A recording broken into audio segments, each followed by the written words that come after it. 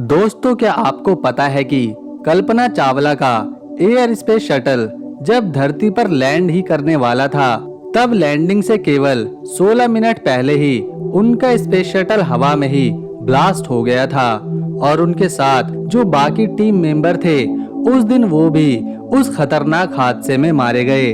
दोस्तों, उस हादसे के बाद बहुत सारी न्यूज मीडिया में लीक हुई थी, जिससे ये पता चला था कि कल्पना चावला की मौत कोई हादसा नहीं बल्कि एक साजिश भी हो सकती है। आज के इस वीडियो में हम आपको कल्पना चावला के साथ हुई इस दुर्घटना के बारे में बताएंगे कि वो एक हादसा था या फिर कोई साजिश, और बताएंगे आखिर स्पेस शटल में हुआ क्या था उस दिन, जो वो धरती पर उतरने से पहले ही हवा में ब्लास्ट हो गया था।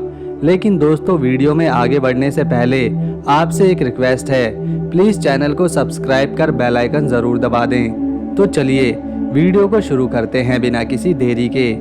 दोस्तों, कल्पना चावला 20 साल की उम्र में अमेरिका में अपनी पढ़ाई पूरी करने गईं और 3 साल बाद वो अमेरिका की नागरिक भी बन गईं। अब 26 साल की उम्र में उन्होंने नासा को ज्वाइन कर लिया और 35 साल की उम्र में उन्हें पहली बार स्पेस में जाने का मौका मिला था, और उस समय वो बस एक ऑब्जर्वेशनल ट्रिप था। कल्पना के साथ 5 और भी एस्ट्रोनॉट थे और वहां उन्होंने अंतरिक्ष में करीब 372 घंटे बिताए। उस समय उनका काम था स्पेस में एक्सपेरिमेंट को करना और एक सैटेलाइट पाटन 201 को उन्होंने स्पेस में लॉन्च भी किया था। अब इस काम की जिम्मेदारी कल्पना चावला को भी दी गई थी। अब ये मिशन तो सफल रहा, लेकिन इस काम को लेकर बहुत सारी कंट्रोवर्सी हुई। उस सैटेलाइट को अंतरिक्ष में छोड़ने की जिम्मेदारी कल्पना चावला की ही थी, लेकिन उस काम को करते समय सैटेलाइट में कोई प्रॉब्लम आ गई और वो काम पूरा नहीं हो रहा था।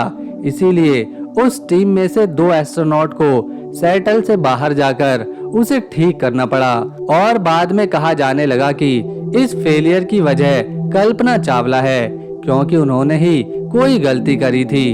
अब 5 महीने तक ये कल्पना चावला पर आरोप लगता ही रहा, लेकिन 5 महीने बाद नासा के इन्वेस्टिगेशन में ये बात पता चली कि वो सैटेलाइट कल्पना चावला की गलती से नहीं बल्कि इंजीनियर्स से हुई मिसकम्युनिकेशन की वजह से हुई थी। अब ये समय कल्पना चावला के लिए काफी मुश्किल रहा था, लेकिन फाइनली कल्पना चावला को बेगुनाह साबित कर दिया गया।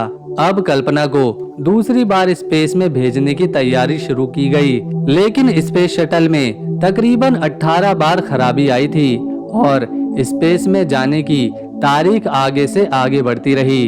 अब इस मिशन का नाम था स्पेस शटल कोलंबिया STS-101 और कल्पना चावला सन 2003 में स्पेस के लिए उड़ान भरती हैं। अब उनके साथ इस मिशन में 6 लोग और भी थे। वहां सब कुछ ठीक चल रहा था और उनके करीब 16 दिन बीत भी चुके थे मिशन पर, और अब वक्त हो गया था मिशन से वापस लौटने का। और टीवी पर भी उस दिन सिर्फ यही न्यूज चल रही थी, लेकिन अचानक से ये सारी खुशी एक मातम में बदल गई। स्पेस शटल धरती पर लैंड होने से 16 मिनट पहले ही क्रैश हो गया। दोस्तों, अब ये हादसा हुआ क्यों?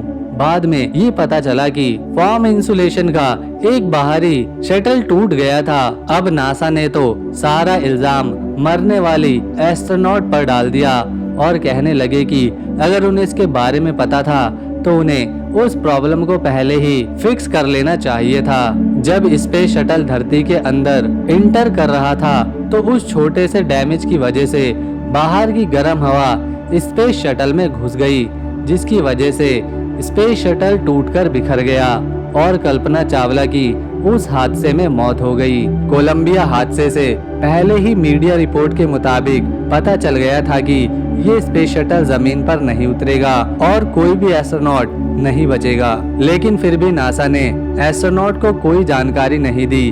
अब इस बात का खुलासा मिशन कोलंबिया के प्रोग्राम मैनेजर ने ही खुद किया था और उन्होंने बताया कि उन्होंने एस्ट्रोनॉट से बात इसलिए नहीं बताई क्योंकि वो नहीं चाहते थे कि वो एस्ट्रोनॉट अपनी जिंदगी के आखिरी लम्हों को घुट घुट कर जिएं और उन्होंने यही ठीक समझा कि हादसे से पहले वो बस खुश रहें, क्योंकि मौत तो वैसे भी आने वाली ही थी। वैसे ऐसा भी हो सकता था कि अगर उन एस्ट्रोनॉट को प्रॉब्लम का पता होता तो हो सकता था कि वो स्पेस में अपनी प्रॉब्लम सॉल्व कर लेते और उनकी जान बच जाती।